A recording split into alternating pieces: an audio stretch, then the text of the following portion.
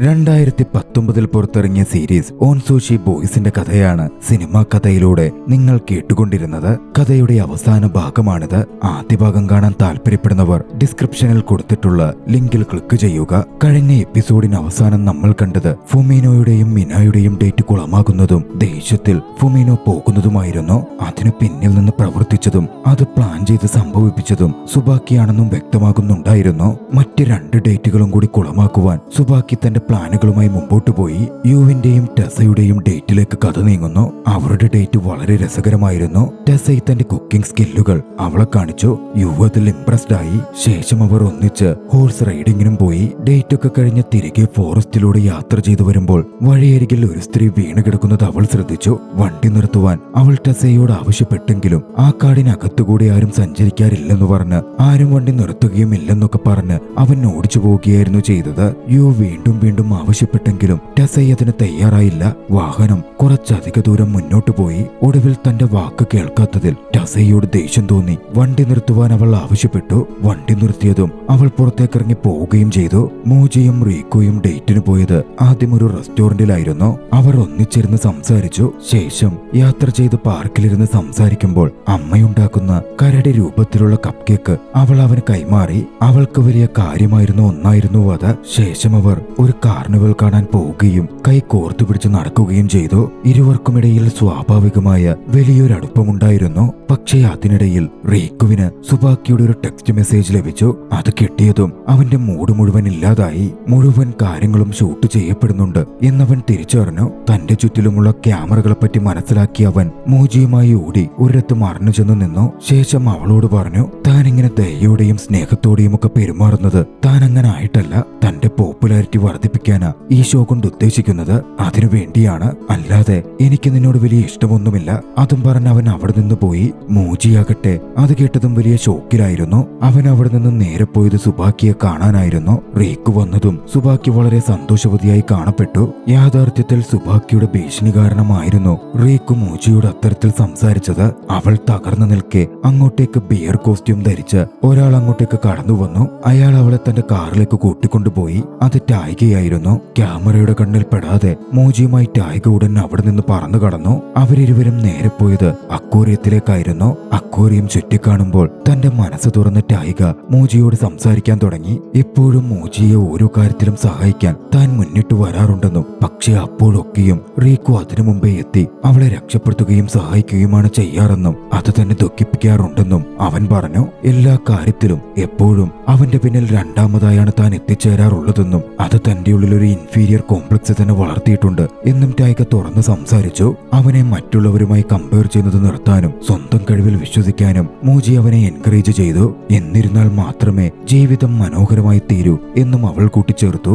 അവളുടെ വാക്കുകൾ അവനെ ഒരുപാട് എൻകറേജ് ചെയ്യിപ്പിച്ചിരുന്നു. അവളുടെ കൈ പിടിച്ച് അവളെയും കൂട്ടി അവൻ ഡോൾഫിനുകളെ കാണാൻ പോയി. പക്ഷെ അവരറിയാതെ അപ്പോഴും ക്യാമറ സംഘം അവരെ ഫോളോ ചെയ്യുന്നുണ്ടായിരുന്നു. ഡോൾഫിൻ അക്വേറിയത്തിന് മുമ്പിൽ വെച്ച് ടായിക അവളെ ചുംബിക്കാൻ ശ്രമിച്ചു. പക്ഷേ ടായികയെ തള്ളിമാറ്റി അവൾ ഓടിയകന്നു. അപ്പോഴായിരുന്നു ക്യാമറ ടായിക ശ്രദ്ധിക്കുന്നത്. ദേഷ്യം കൊണ്ട് വിറച്ച ടായിക ക്യാമറ സംഘത്തിനടുത്തേക്ക് ഓടിയെത്തി. തനിക്കങ്ങനെ ഇൻഫീരിയോറിറ്റി കോംപ്ലക്സ് ഉള്ളതും മറ്റും മറ്റുള്ളവർ അറിയരുത് എന്നവനുണ്ടായിരുന്നു. താനാ പറഞ്ഞതും പ്രവർത്തിച്ചതുമൊക്കെ ഷോയ്ക്ക് വേണ്ടി, പോപ്പുലാരിറ്റിക്ക് വേണ്ടി മാത്രമാണ് എന്ന് ടായിക ക്യാമറ സംഘത്തോടും മറ്റും പറഞ്ഞു. അല്ലാതെ തനിക്ക് മൂജിയോട് വലിയ പ്രേമമൊന്നുമില്ല എന്നവനങ്ങനെ പറഞ്ഞു നിൽക്കെ അങ്ങോട്ടേക്ക് അവന്റെ പിന്നിൽ മൂജി എത്തിയിരുന്നു. അവൻ സംസാരിച്ചത് മുഴുവൻ കേട്ടു വന്ന മൂജി ടായികയെ പൂർണ്ണമായും തെറ്റിദ്ധരിച്ചു. ആ പണക്കാരായ പയ്യന്മാർ തങ്ങളുടെ കൗതുകത്തിനും പോപ്പുലാരിറ്റിക്കും വേണ്ടി മാത്രമാണ് ഇത്തരത്തിൽ ഷോയുടെ ഭാഗമായിരിക്കുന്നത് എന്നൊക്കെ ചിന്തിച്ച് ദേഷ്യപ്പെട്ടവൾ അവിടെ നിന്ന് ഇറങ്ങിപ്പോയി. താൻ ഈ ഷോ അവസാനിപ്പിക്കുകയാണെന്നും അവൾ അപ്പോൾ പറഞ്ഞിരുന്നു. ടായിക പിന്നാലെ ഓടിയെത്തി കാര്യങ്ങൾ എക്സ്പ്ലെയിൻ ചെയ്യാൻ ശ്രമിച്ചെങ്കിലും അവൾ നിന്നതേയില്ല. ഇതേ സമയം വീഡിയോ ദൃശ്യങ്ങളിൽ ടായികയും മൂജിയും തമ്മിലുള്ള ഓൾമോസ്റ്റ് കിസ് റീക്കു കണ്ടിരുന്നു. അതവനെ തകർത്തു കളഞ്ഞു. എല്ലാം ഉപേക്ഷിച്ചു വന്ന മൂജി ആകെ തകർന്നു പോയിരുന്നു. ജീവിതത്തിൽ അവൾക്കൊരു ഉല്ലാസവും ഇല്ലാത്ത പോലെ തോന്നി. അങ്ങനെയിരിക്കെ ഒരു ദിവസം റീക്കു അവളുടെ അമ്മയുടെ ബേക്കറിയിലെത്തി. അമ്മയെ കണ്ട് സംസാരിച്ചു. റീക്കുവിനെ തിരിച്ചറിഞ്ഞ അവളുടെ അമ്മ അവനോട് നല്ല രീതിയിൽ ഇടപഴകിയിരുന്നു. സംസാരമധ്യേ റീക്കു അമ്മയ്ക്കടുത്ത് എന്തുകൊണ്ടാണ് വലിയ വിദ്യാഭ്യാസം ഉണ്ടായിട്ടും ഇത്തരത്തിൽ ബേക്കറിയിൽ ജോലി ചെയ്യാൻ തീരുമാനിച്ചത് എന്ന് ചോദിച്ചു. താൻ ഇഷ്ടപ്പെടുന്ന വ്യക്തി ഇതാണ് ചെയ്യാൻ ആഗ്രഹിച്ചിരുന്നതെന്നും ഹൃദയത്തോട് ചോദിച്ചപ്പോൾ ഇതാണ് ശരിയെന്ന് തനിക്ക് അനുഭവപ്പെട്ടെന്നും അതുകൊണ്ട് താനിത് തിരഞ്ഞെടുത്തു എന്നുമായിരുന്നു അമ്മയുടെ മറുപടി. ഒരിക്കലും തനിക്കതിൽ കുറ്റബോധം തോന്നിയിട്ടില്ലെന്നും താൻ ഹാപ്പിയാണെന്നും അമ്മ കൂട്ടിച്ചേർത്തു. ഇതേ സമയം മറ്റൊരു സ്ഥലത്ത് ബിയർ ഷേപ്പ് കപ്പ് കേക്ക് മൂജി കാണുകയായിരുന്നു. റീക്കുമൊത്ത് അവൾ ചെലവഴിച്ച നിമിഷങ്ങൾ ആലോചിച്ചപ്പോൾ അവൾ വേദനയോടെ കരഞ്ഞുപോയി. അന്ന് ദുഃഖത്തോടെയായിരുന്നു വൈകിട്ട് അവൾ വീട്ടിലേക്ക് മടങ്ങിയെത്തിയത്. അവൾ എത്തിയപ്പോൾ അമ്മ അവൾക്കരികിലെത്തി റീക്കു വന്നിരുന്നതായും കുറച്ചു മുമ്പ് പോയതേയുള്ളൂ എന്നും പറഞ്ഞു. അത് അവളുടെ ഉള്ളിൽ ഒരു വെളിച്ചം തെളിയിച്ചിരുന്നു. റീക്കുവിനെ നോക്കുവാൻ അവളുടൻ പുറപ്പെട്ടു ചെന്നെങ്കിലും അപ്പോഴേക്കും റീക്കു അവിടം വിട്ടു പോയി കഴിഞ്ഞിരുന്നു. അടുത്ത ദിവസം മോൻസൂഷി ബോയ്സിനെ 4 പേരെയും സുബാക്കി വിളിച്ചുകൂട്ടി. സുബാക്കി അവരോട് ദേഷ്യപ്പെട്ട് സംസാരിക്കാനും മറ്റും ആരംഭിച്ചു. ആ ഷോ നടത്തിയതും അത് താൻ പ്രൊഡ്യൂസ് ചെയ്തതും അവരുടെ പോപ്പുലാരിറ്റിക്ക് വേണ്ടി മാത്രമാണെന്നും അല്ലാതെ അതിൽ വന്നിരുന്ന പെൺകുട്ടികളെ പ്രേമിക്കാനൊന്നുമല്ലെന്നും ആ പെൺകുട്ടികൾ കാരണം അവർ ഡിസ്ട്രാക്റ്റഡ് ആകരുത് എന്നും സുബാക്കി പറഞ്ഞു. അവരെക്കാൾ ഒക്കെ പറ്റിയ നല്ല പെൺകുട്ടികളെ നിങ്ങൾക്ക് കിട്ടുമെന്നും സുബാക്കി കൂട്ടിച്ചേർത്തു. നിങ്ങളുടെ പോപ്പുലാരിറ്റി വർദ്ധിപ്പിക്കാൻ മാത്രം നോക്കിയാൽ മതി എന്നും അവൾ ഒരു ദയുമില്ലാതെ പറഞ്ഞു. സുബാക്കി എപ്പോഴാണ് ഇത്ര ക്രൂര സ്വഭാവമുള്ളവളായത് എന്നായിരുന്നു ഓരോ പയ്യന്മാരുടെയും മനസ്സിലൂടെ പോയത്. കഥ അവിടെ വെച്ച് ഒരു ഫ്ലാഷ് ബാക്കിലേക്ക് പോകുന്നു. ടൈഗയുടെയും റീക്കുവിന്റെയും കുട്ടിക്കാലം. അവരൊന്നിച്ച് ചെറിയ രീതിയിൽ കുക്ക് ചെയ്യാൻ പ്ലാൻ ചെയ്തു. പക്ഷെ അവർ അബദ്ധത്തിൽ തീ പടർത്തുകയും അവിടെ വലിയ ബഹളമുണ്ടാവാൻ തുടങ്ങുകയും ചെയ്തു. ഒച്ച കേട്ട് എന്താണെന്ന് നോക്കുവാൻ സുബാക്കി ഓടിയെത്തി. ആ സമയം കത്തിക്കൊണ്ടിരുന്ന ഒരു തടിക്കഷ്ണം അവളുടെ ദേഹത്തേക്ക് വീഴാൻ പോവുകയായിരുന്നു. റീക്കു അത് കണ്ട് ഓടിയെത്തി അവളെ സേവ് ചെയ്തു. നിർഭാഗ്യവശാൽ തീ കത്തിക്കൊണ്ടിരുന്ന ആ തടിക്കഷ്ണം ഇരുവരുടെയും പുറത്തു വന്നു വീണു. അങ്ങനായിരുന്നു അവളുടെ പുറത്താ പൊള്ളലേറ്റത്. അന്നു മുതൽ സുബാക്കി റീക്കുവിന്റെ അനൌദ്യോഗിക ഗേൾഫ്രണ്ടായി മാറി.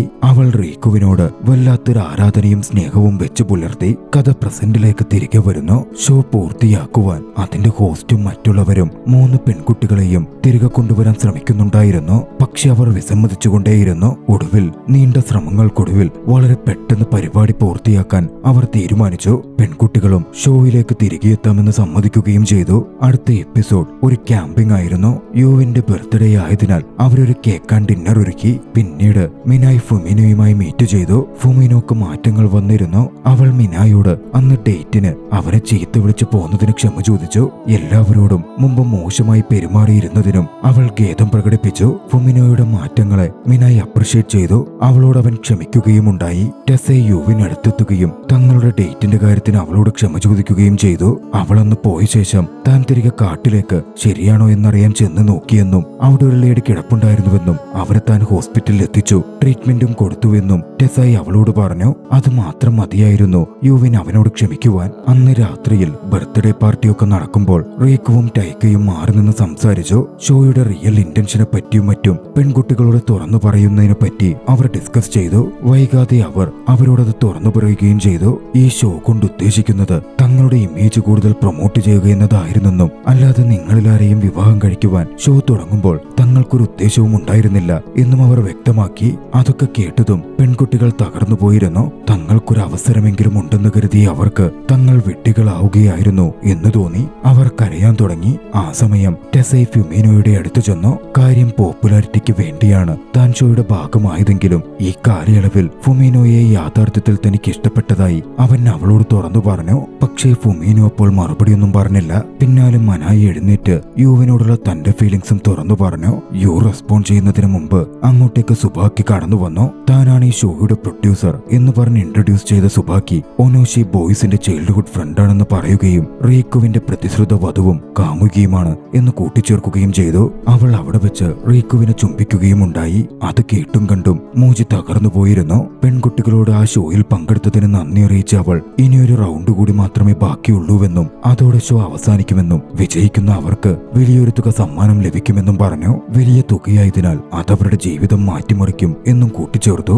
ഏവരും പോയ ശേഷം ടൈഗ മൂജിക്ക് അടുത്തെത്തി അവളോട് സംസാരിക്കണമെന്ന് പറഞ്ഞു. ഡേറ്റിന്റെ സമയത്ത് അവളുടെ ഫീലിംഗ്സ് ഹർട്ട് ചെയ്തതിന് തന്നോട് ക്ഷമിക്കണം എന്ന് ടൈഗ മൂജിയോട് പറഞ്ഞു. മൂജി അവനോട് ക്ഷമിച്ചു. അവരിരുവരും പ്രശ്നങ്ങൾ മറന്നൊന്നു ചേർന്നു. തുടർന്ന് സംസാരിക്കുമ്പോൾ മൂജിക്ക് റീക്കുവിന് മേൽ ക്രഷുണ്ട് എന്ന് ടൈഗ മനസ്സിലാക്കി. റീക്കുവിനെ ഉള്ളിന്റെ ഉള്ളിൽ അവൾ പ്രണയിക്കുന്നുണ്ട്. പിന്നാലെ ഫയർ ഇൻസിഡന്റിന്റെ കാര്യം സത്യം അവൻ അവളോട് പറഞ്ഞു. അന്നു മുതലാണ് റീക്കുവും സുബാക്കിയും തമ്മിൽ അത്തരത്തിലൊരു അടുപ്പം രൂപപ്പെട്ടതെന്നും സുബാക്കിയെ തള്ളി മാറ്റുവാൻ ഇഷ്ടമില്ലെങ്കിൽ കൂടി സാധിക്കാത്ത അവസ്ഥയാണ് റീക്കുവിനുള്ളത് എന്നും അവൻ വ്യക്തമാക്കി. അടുത്ത ദിവസം 3 പെൺകുട്ടികളും ബീച്ചിൽ നിൽക്കുമ്പോൾ അവർ പരസ്പരം സംസാരിച്ചു. ഫൊമീനോ തന്റെ മാറ്റങ്ങൾക്ക് പിന്നിൽ അവരാണെന്ന് പറഞ്ഞ് അവരോട് നന്ദി അറിയിച്ചു. തന്റെ ട്രോമകളിൽ വലിയ മാറ്റങ്ങൾ ഇപ്പോൾ വന്നിട്ടുണ്ടെന്നും തന്റെ പാസ്റ്റ് അക്സെപ്റ്റ് ചെയ്ത് പുതിയ രീതിയിൽ മുമ്പോട്ട് പോകാൻ തനിക്കിപ്പോൾ സാധിക്കുന്നുണ്ടെന്നും അവൾ പറഞ്ഞു. ഷോയുടെ ഫൈനൽ സീൻ ഓരോ പെൺകുട്ടികളും അവരുടെ പ്രിയപ്പെട്ടവരെ തിരഞ്ഞെടുക്കുന്നതായിരുന്നു. ഫൊമീനോ ടസയെയും യുമിനായെയും തിരഞ്ഞെടുക്കാൻ തീരുമാനിച്ചു.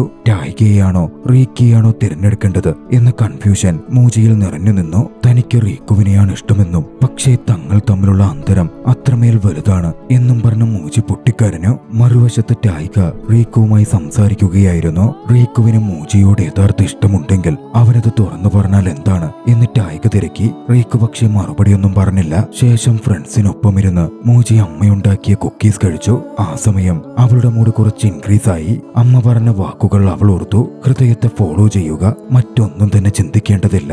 അതുകൊണ്ട് തന്നെ തന്റെ ഹൃദയത്തെ പിന്തുടരാൻ ആ നിമിഷം മൂജി ഉറപ്പിച്ചു. ഫൈനൽ ലെവലിൽ റീക്കുവിനെ തിരഞ്ഞെടുക്കുവാൻ അവൾ തീരുമാനിച്ചു.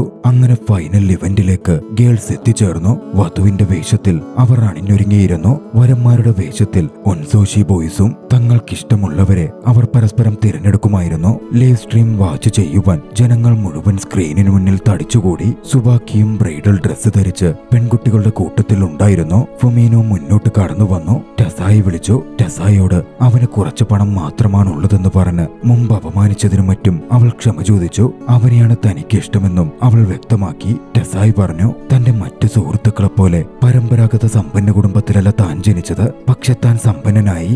എന്നിരുന്നാലും അവളെ നല്ല രീതിയിൽ നോക്കാൻ സാധിക്കും എന്ന് തനിക്ക് വിശ്വാസമുണ്ട്. ടെസായി അവളെ സ്വീകരിച്ചു. പിന്നാലെ അവൻ അവളെ കിരീടമണിയിച്ചു. അവർ ഒഫീഷ്യൽ കപ്പിൾസായി മാറി. അടുത്തത് യുവിന്റെ ഊഴമായിരുന്നു. മുന്നോട്ട് വന്ന യു മിനായുടെ മുമ്പിലെത്തി. മിനായുടെ അടുക്കൽ സ്വയം വിശ്വസിക്കാനും കോൺഫിഡന്റ് ആവാനും അവൾ ഉപദേശിച്ചു.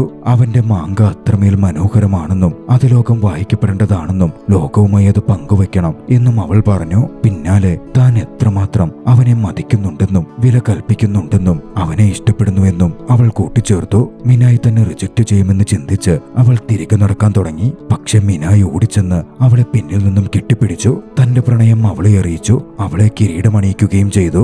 ഒടുവിൽ അത് മൂജിയുടെ അവസരത്തിലേക്ക് എത്തിയിരുന്നു. റീക്കുവിനെ ചൂസ് ചെയ്യുവാൻ അവൾ തീരുമാനിച്ചു. പക്ഷേ ടായ്ക ഓടിച്ചെന്ന് ഒരു നിമിഷം വെയിറ്റ് ചെയ്യാൻ മൂജിയോട് പറഞ്ഞു. ശേഷം സുബാക്കിക്കടുത്തേക്ക് ഓടിച്ചെന്നു. ഇല്ലെങ്കിൽ ആ വേദിയിൽ വെച്ച് റീക്കു മൂജിയെ റിജക്ട് ചെയ്യും എന്ന് ടായ്കയ്ക്ക് അറിയാമായിരുന്നു. സുബാക്കിയോട് ടായ്ക സംസാരിക്കാൻ തുടങ്ങി. പണ്ട് ഫയർ ആക്സിഡന്റ് നടന്നപ്പോൾ ആദ്യമേ പ്രവർത്തിച്ച് അവളെ സേവ് ചെയ്യാൻ സാധിക്കാതിരുന്നതിന് ടായ്ക അവളോട് ക്ഷമ ചോദിച്ചു. താൻ റീക്കുവിനെ പോലെ ധൈര്യവാനല്ലെന്നും ഒരുപക്ഷെ അവളും അത് ശ്രദ്ധിച്ചിട്ടുണ്ടാകും എന്നും ടായ്ക അവളോട് പറഞ്ഞു. പാസ്റ്റിൽ തുടങ്ങിയ ആ ബോണ്ടിങ് വിട്ടുകളയുവാനും റീക്കുവിനെ സ്വതന്ത്രനാക്കാനും റീക്കുവിനിഷ്ടം ഉള്ളിന്റെ ഉള്ളിലെങ്കിലും മൂജിയോടാണെന്നും അവൻ വ്യക്തമാക്കി. അതിൽ സുബാക്കി ഇടപെട്ട് അവരുടെ ലൈഫ് കുളമാക്കരുത് എന്നും അവൻ റിക്വസ്റ്റ് ചെയ്തു.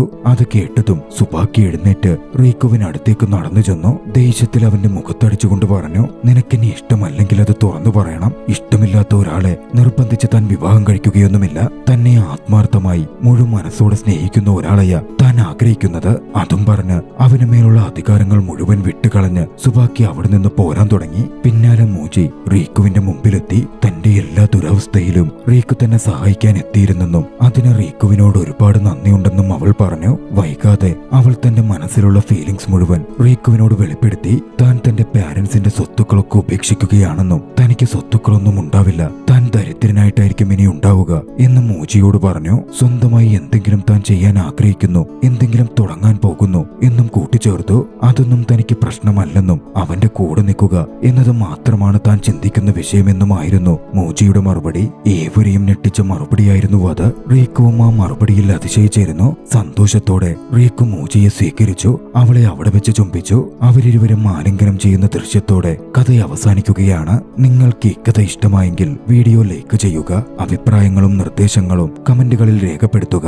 കഴിയുമെങ്കിൽ ചാനൽ സബ്സ്ക്രൈബ് ചെയ്തും കൂട്ടുകാർക്ക് ഷെയർ ചെയ്തു കൊടുത്തും ഞങ്ങളെ സപ്പോർട്ട് ചെയ്യുക. അടുത്ത എപ്പിസോഡിൽ മറ്റൊരു മികച്ച ചലച്ചിത്രവുമായി നമുക്ക് കണ്ടുമുട്ടാം. അതുവരെ ബൈ.